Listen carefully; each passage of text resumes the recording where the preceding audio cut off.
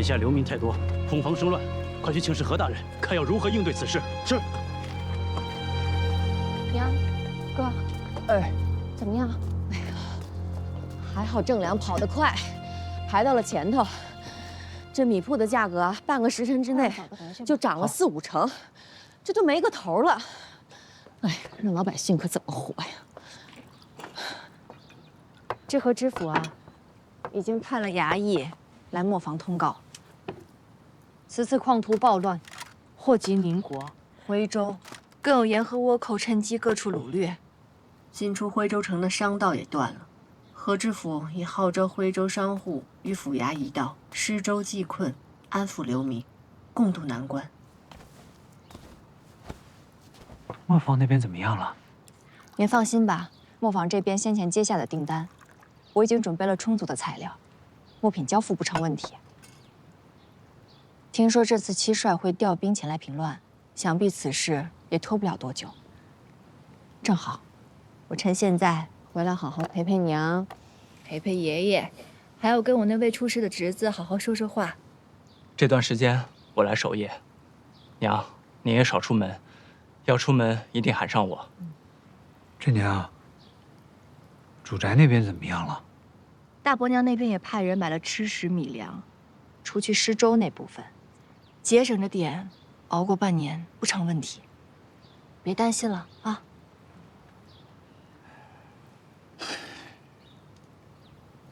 哥，吴公子来信了。小点声。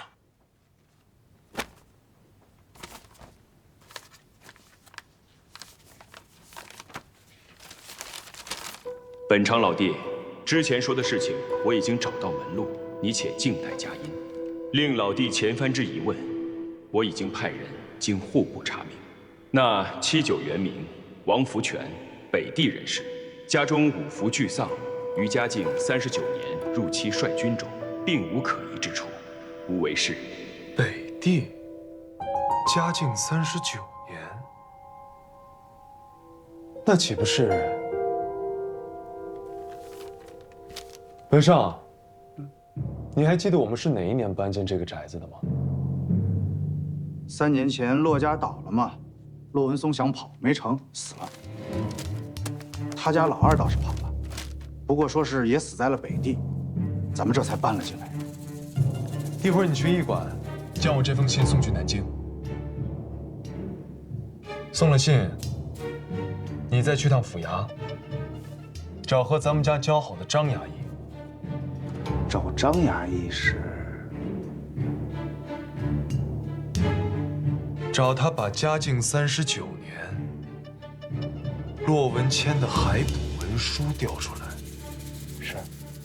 此次邀各位磨坊长士前来，想必各位已经知道缘由。近日矿图暴乱，咱们的原料运不进来，磨运不出去，徽州磨业又遇一场难关啊！三爷，你老见多识广，依您看，这般局势何时才能好转些啊？现如今这场暴乱，大抵也是因为入了冬，越发缺衣少食所致。只怕不到开春，都很难好转。各位叔伯，我听闻此次暴乱，七帅将派于将军前来处置。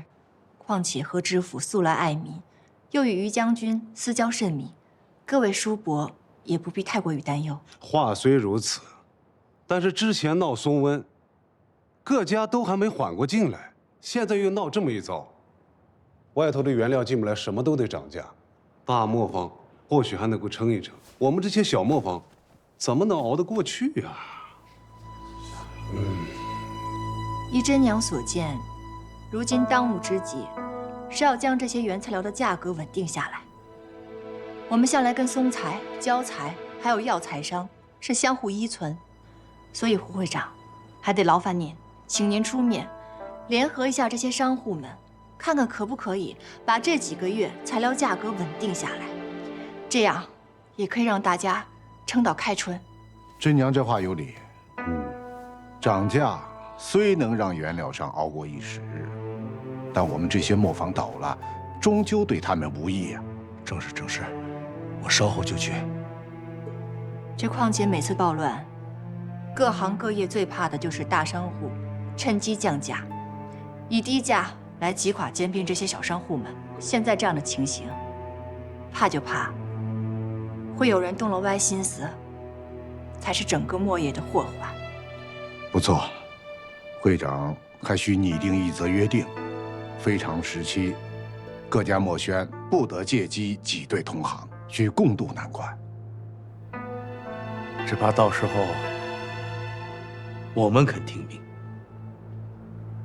却有人不愿守约。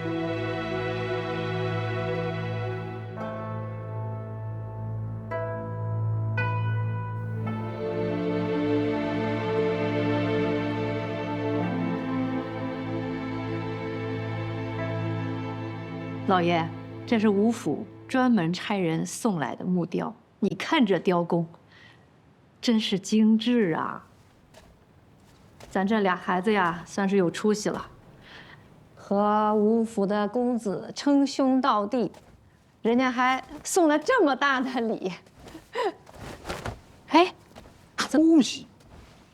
等一会儿，你的2个宝贝儿子回来，你好好问问他们，看看他们在外面到底干的都是什么勾当。这是爹，回来了，木雕送来了。你俩好大的胆子啊！你们给我过来！哎，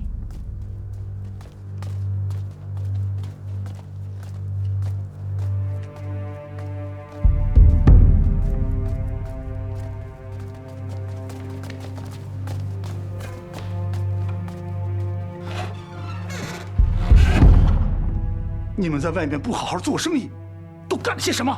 说。爹说的是何事？孩儿不知。哎呀，老爷，你别动手啊！怎么了这是？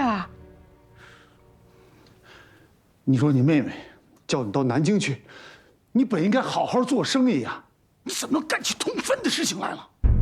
通贩，那可是杀头的死罪呀，老爷。爹，您怕什么？这条路上下我都打点好了，守备公子都与我在同一条船上，只要守备不倒，我们便万无一失。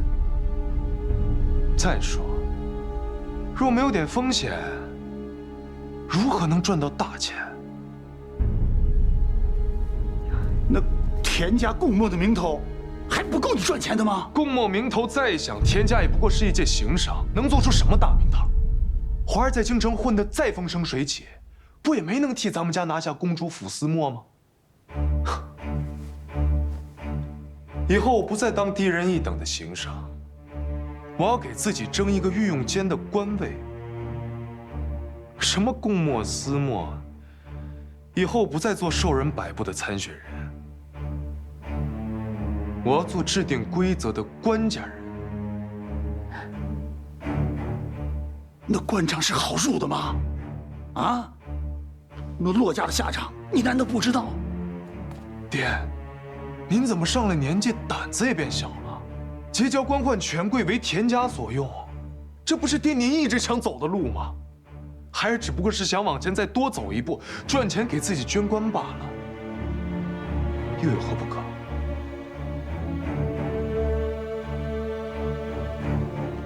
我问你，如果外面那些暴乱不平息的话，生意又不好做，你通贩投入的那些银子，你怎么才能挣回来？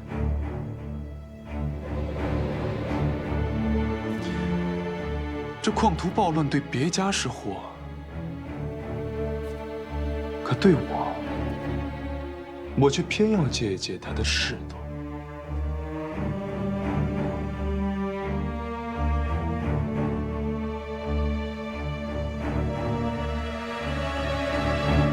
城外作乱之人越来越多，流民也急着要进城，形势眼见着是一日不如一日了。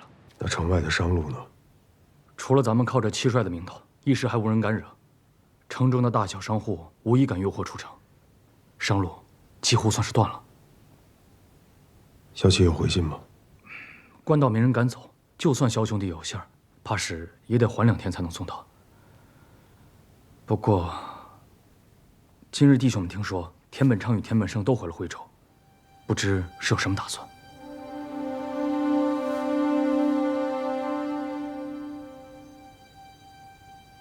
派几个兄弟盯着他们，有任何消息，马上向我汇报。是。等等。哎。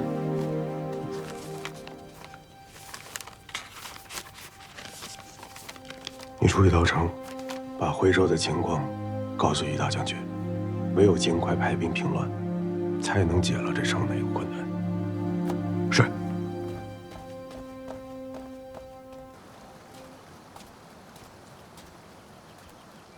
真宁，七九，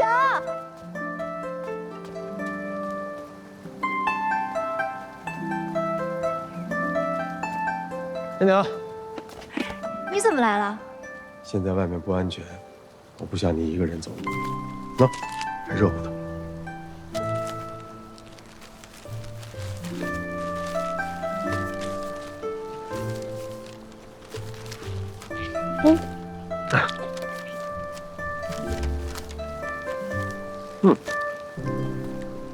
真宁，这里离城外还是近了些，不太平。要不这样，明日呢，我叫人把八爷还有伯娘一起接到城内如何？大伯娘也是这样说的，可是爷爷跟娘觉得太麻烦了，而如今嫂子大着肚子，不宜挪动。这里有官府看着，安全我倒不担心，只是如今外面不太太平，商路不通，这磨坊好不容易好了一些，如今又要苦苦支撑了。我倒觉得商路的事情你不用发愁。我易后生虽然不及往日，但还是有些人脉的，我可以帮你把墨运出去。我正想跟你商量此事呢。这李磨前番有世泽磨打开销路，勉强还能支撑，可其他的磨坊，若是易后生有能力将货运出，我愿意匀出一些名额让给其他的磨坊，你可愿意？你若是愿意让利的话，我只是做个顺水人情啊。可是这件事情你要想清楚，现在外面暴乱，少则数个月，多则1、2年，你真的要白白的把这运墨的份额让给他人？之前李家做在和睦的时候，大家都出手相助，这份恩情我总归要还的。再说，这次去了南京，我见到了天南地北的制墨人。我才真正的意识到，什么叫做徽墨一体，一荣俱荣，一损俱损。此番困境，若是其他的磨坊都支撑不下去，而李墨有幸能够撑到最后，那也难挽徽墨颓势，难道不是吗？干嘛这么看着我？我哪句说的不对吗？说的非常对。我呢，就是以小人之心夺了君子之腹。甄长士果然是胸怀大志，其貌自愧，配不上你。我明白了。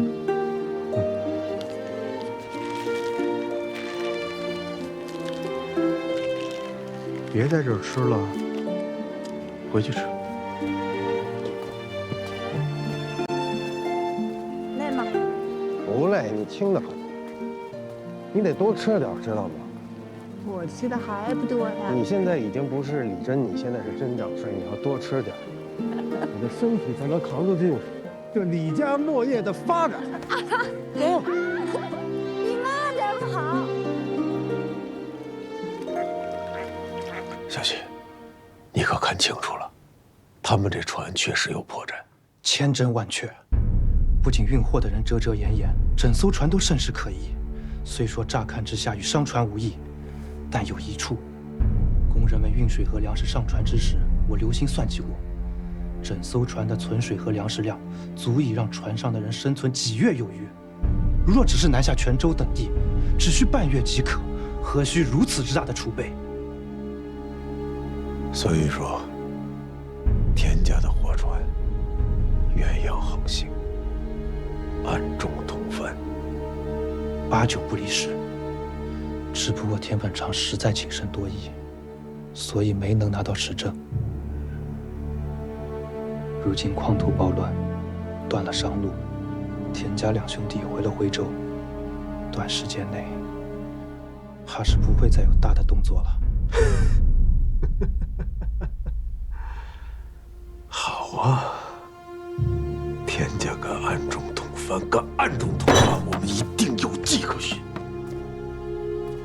小齐，你跟踪他们数月，能否确定这批通番的墨是出自何处？他们田家胆子就算再大，应该也不敢在人生地不熟的南京开磨坊。我看这批墨，应该是从徽州运去南京的。就怕他们不在徽州做，只要做了，就一定有破绽。我们仔细查便是。哎，你们不能这样，不能这样！掌柜的，我求求你，宽限3日。给我站！2日，还请我2日，就2日。还2日？你就是今日把钱还上，这铺子现在姓田，岂能还挂你潘墨的招牌？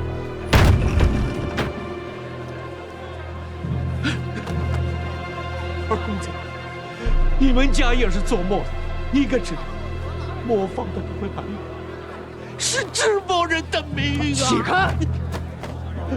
你不能扒着我死肉上逼呀！你潘家自己赔的生意也是我逼的。他把磨坊抵给了钱庄，我田家光明正大从钱庄手里把这个铺子给买了下来，于法有据，于理无亏。潘掌柜，这牌匾既是你的命，那就拿回去，收好。我说田老板，要不是你们田家不守文会约定，一日一日的降价挤兑同行，这潘家会这样吗？大家说是不是啊？就是啊，太欺负人了。你，还有你，我记住你们。有时间替别人出头，不如多为自家磨坊做打算。潘墨只是开头，你们小心了，说不准明日拆的就是你们家牌匾。让开，让开，快让！我说潘掌柜，潘掌柜，大娘，劳烦您让一下，看，给人店都办空了。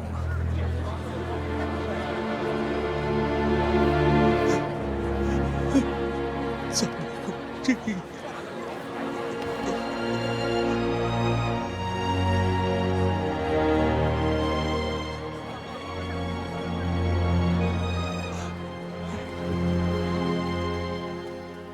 徽州的地下磨坊，他田家以墨通番，这批墨一定不会在他田家自己的磨坊里做，所以我断定有其他的地下磨坊。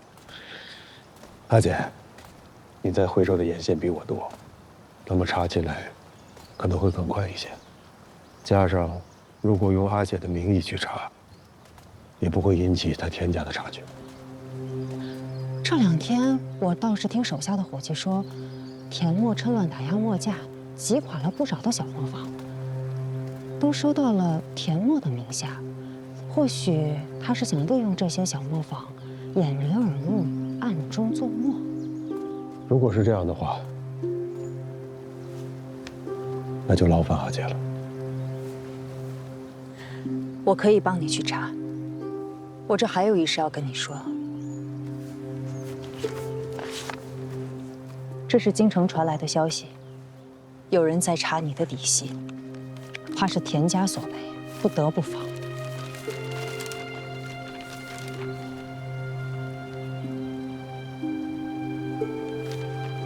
可是当年于大将军和阿姐把我的身份、机关信息摆得天衣无缝，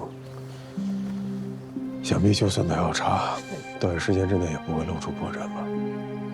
话虽如此，但谨慎些总是没错。你要记住，你的身份不能给戚帅带去任何麻烦。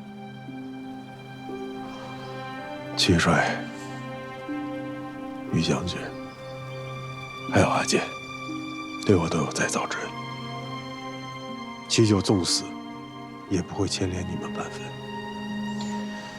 不过，要是有什么差池的话，还请阿健按照我们事先约定的去做便是。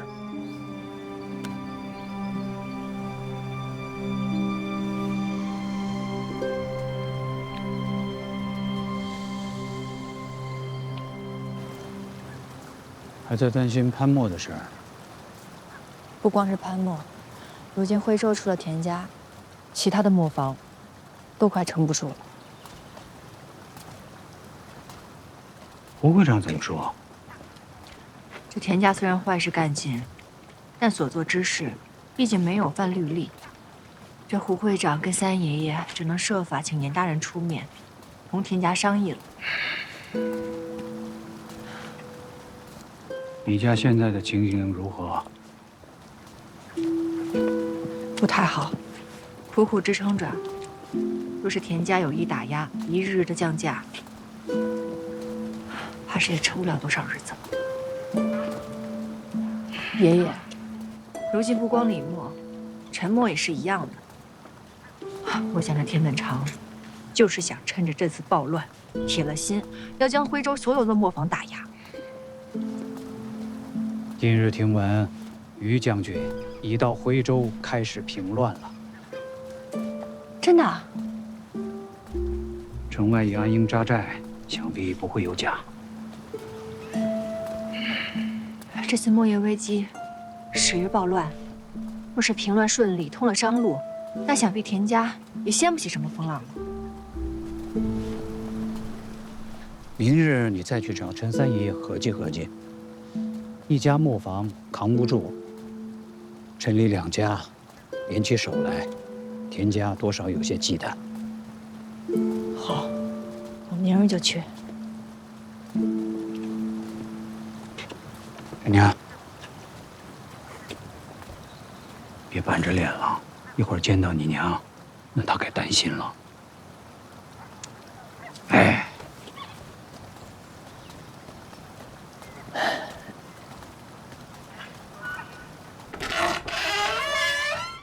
田怀安、田本成，你们王八羔子，你三爷爷来了！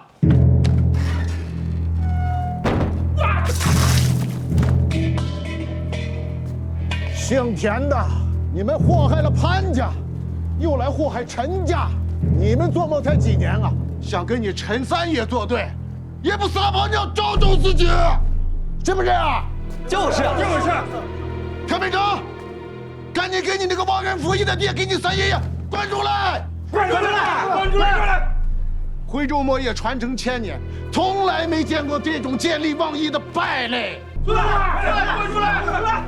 让一让，让一让，爹，别骂了，别骂了！你就算骂破天啊，你就算再骂他1年，他们依旧也是死性不改啊，爹。算了，不行，哎，这口气我咽不下。哎呦！打倒！姓田的，听着，你们不过是连祖宗是谁都不知道的家奴，也想打你三爷爷的心思，做梦！老爹，让一下，三爷爷，君山说，这是怎么回事？丫头，你来的正好，爷爷喘口气儿，你替我把那些缩头王八羔子给骂出来，要不然我咽不下这口气儿。好了，爹。真娘，昨日田家将苏和油墨降价了4成，原本订凌云墨和世子墨的所有商家全都转头去订了苏和油墨，我们也是花高价买的油和胶啊，现在账面转不动，我们也是扛不住。我爹胸里憋得慌，你看我没看住他就潘三爷爷，如今李墨的世泽墨还有七烟古墨跟陈墨是一样的，我本来想找您商量一下，没成想您在商量没用，就得把这些王八羔子给骂出来，当面给他们算账。对，天怀安、田本成，你们这些徽州末野的败类，给我滚出来！不出来是吧？你们躲一日，我就在这骂一天。只要有我陈三爷在，你们就彭家好过一天。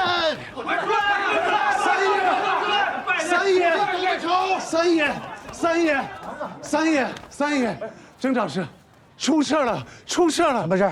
潘掌柜投新安江自尽了，连遗体都找不着了。潘家妻儿哭到文汇去了，你快去看看吧。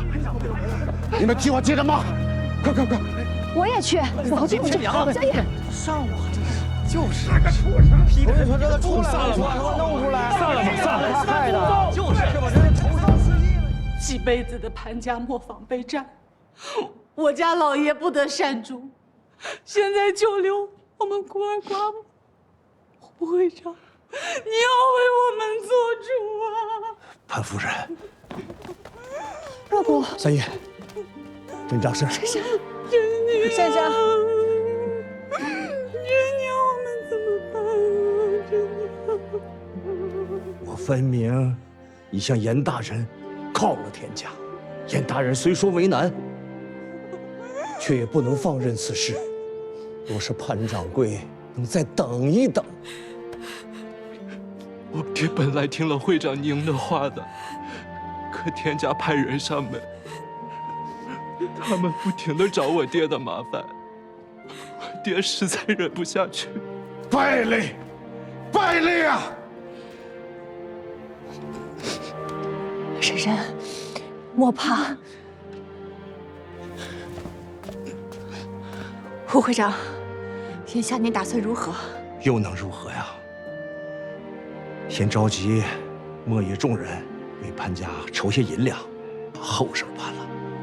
咱不能让潘家的妻儿生计没着落，这剩下的事儿，只能走一步看一步了。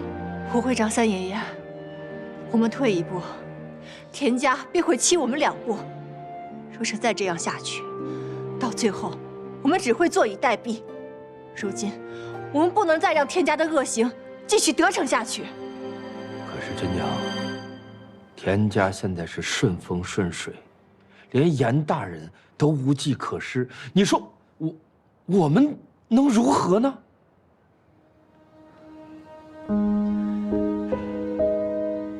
如今崩乱未歇，唯有出城，请于将军出面，为我们徽州的商户开商路护航，方有回转的机会。郑长史，你是女子，可能有所不知，这士农工商商人历来排在4民之末，我等是什么样的身份，怎敢请官兵替我等效力啊？黄掌柜，我们凭自己的本事做生意，我们给朝廷交赋税，为军队供军饷，连祁东家都在我们此处筹办军资，谁又敢说我们商人会低人一等？可自古以来，哪有商人敢跟官兵谈条件的？又哪有官兵为商人的商路护航之事？闻所未闻，闻所未闻。郑长史，不是我说丧气话，就算你有这个心思，恐怕也是连军营的门都进不去，更别说亲见于将军替徽州的商户说话了。可若是我们不去议事，又怎知结果会如何？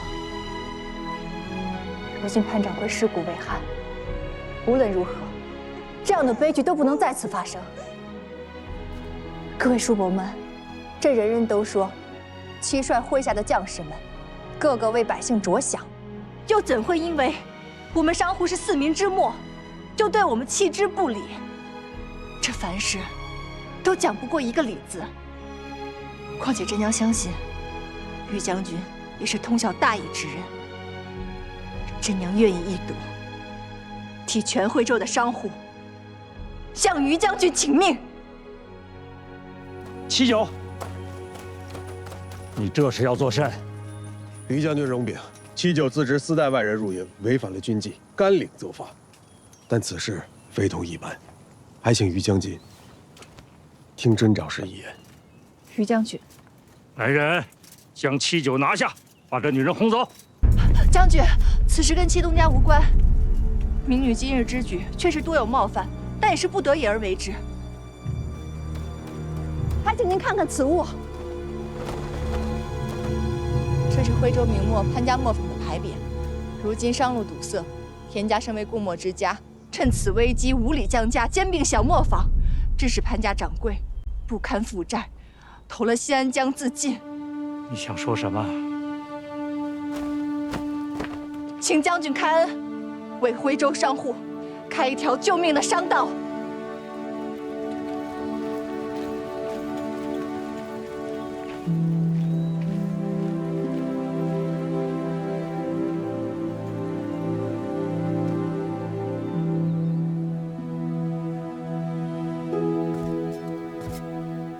非本将军不愿，如今东南有倭寇，北方也不太平，各地暴乱，匪患不断，将士们平乱已经耗尽了力气，再也分不出兵力了。民女知道将军的难处，可百姓都言您人廉好施，一心为民。我想将军也是不愿意看到徽州城中的百姓为了活命，一个个都变成作乱之人吧？此话怎讲？民女听闻，此次暴乱的起因是原本安分守己的矿工，因不堪地方官府苛捐杂役、压榨盘剥，为了活命，不得已才作乱。当然，这其中自然也有刻意煽动、故意与朝廷作对者，而大部分的人不过是为了讨一口吃食，一份可以养活自己的营生，一个可以安居、可以称之为家的地方。将军，民心不稳，乱是永远平不完的。商路一通，城中的商业便可以正常运转起来，而商铺自然可以容纳城外的人们来做工，给他们银子、钱粮。他们有了容身之处，谁还会拼命与朝廷作对呢？其中利害关系，还望将军三思。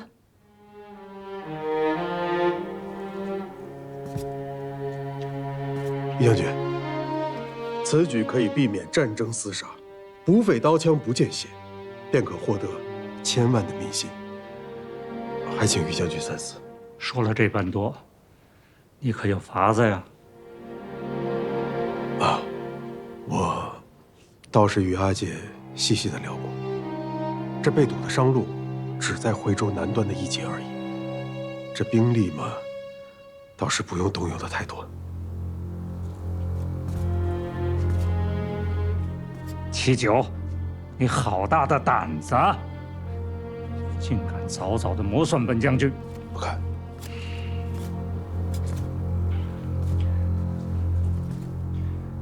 不过，戚家军剿倭寇、平暴乱，为的也是民呀。镇长是于某一心平乱，只知兵略，对徽州的民生远不如你了解的多。这样，你跟七九先回去，此事我自会与七帅商议。多谢将军，多谢将军。回吧。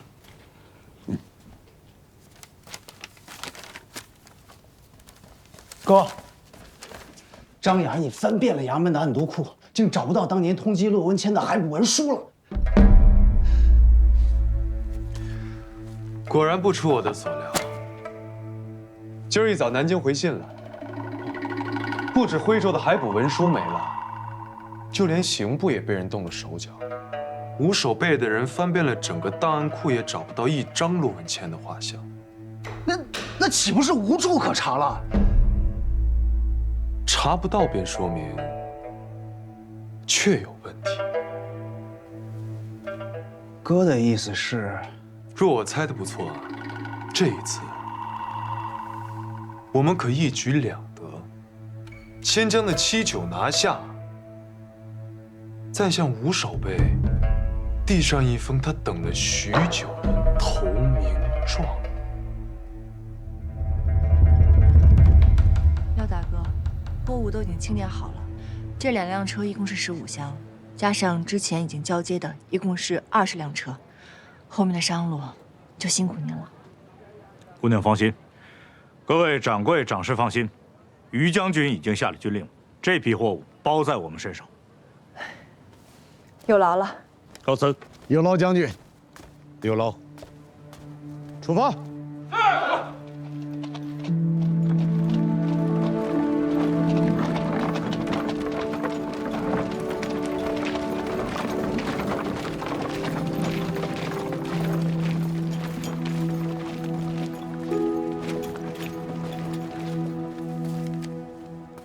我就说过没有不透风的墙。阿姐，查了半个月，终于有消息了。3个可疑的磨坊，我已经布置人盯着了。只要他田家的人一出现在那儿，我便可以抓到他通番的证据。阿弟，你不能再查了。为什么呀？你来看看，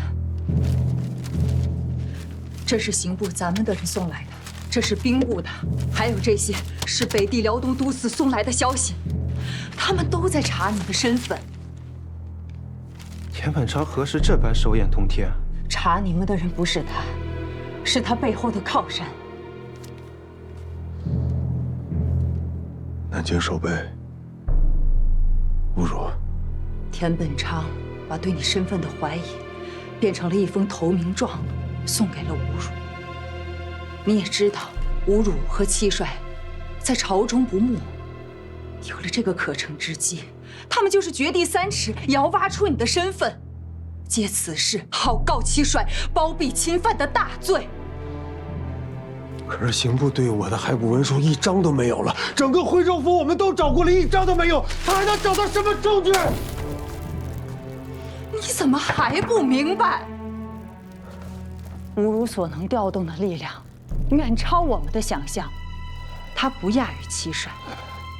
好，我们退1万步说，即便找不到海捕文书，那你初到北地时见过你的那些人，还有你在京城读书的那些同窗，他们每一个人都可以做你的人证。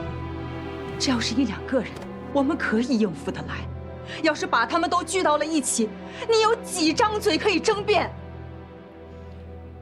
此事我跟于将军已经商议过了，趁现在还有机会，你马上走，去安南，或者是去暹罗，总之不能留在徽州，快走！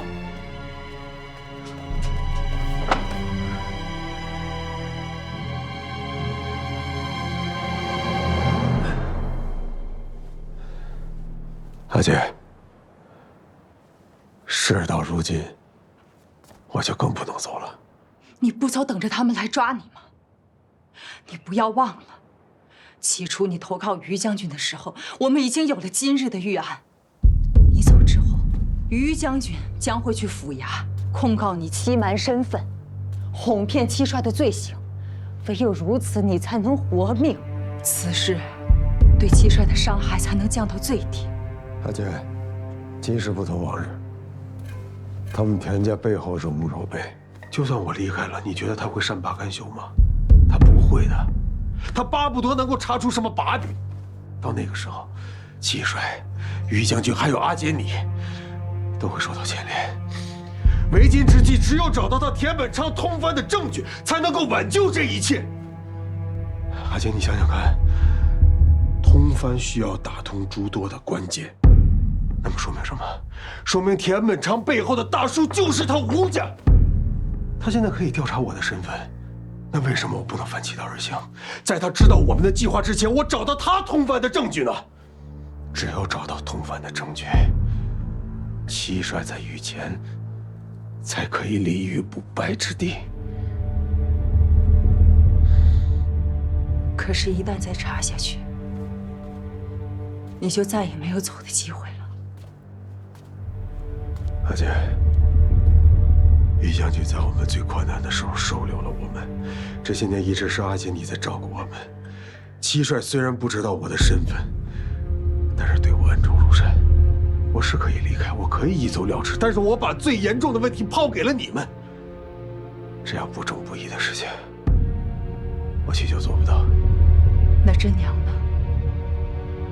你不为自己想想，你为真娘想。你若下狱，必是杀头的死罪。你忍心见她替你难过？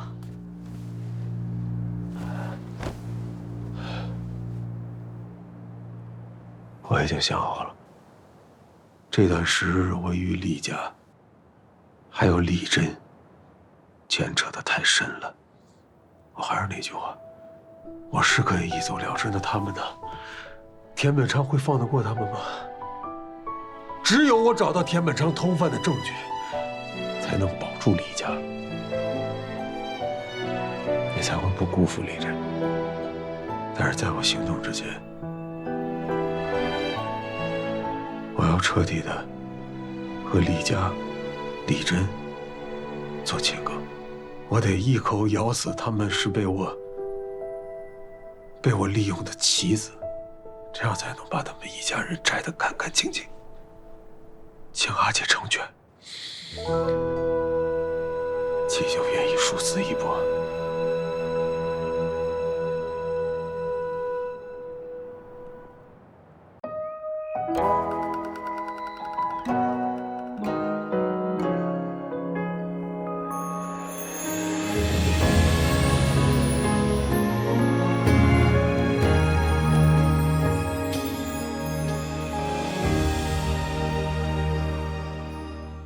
小妆映铜镜，胭脂成红衣。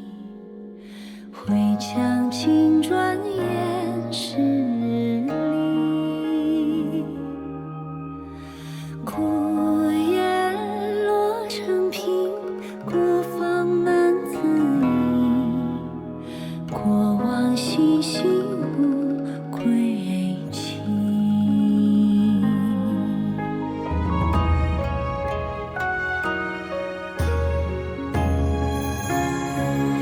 一抹微风为我添妆，一抹微影以我心上，一抹微伤与我荣光，一抹为我痴狂纵我心光。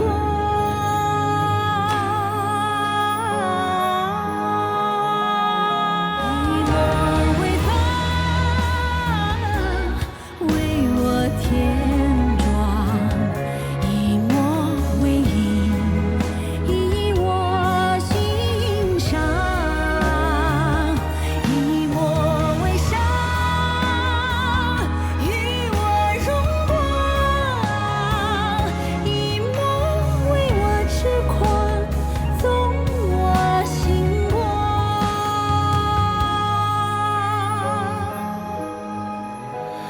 以爱为我，你让万物生。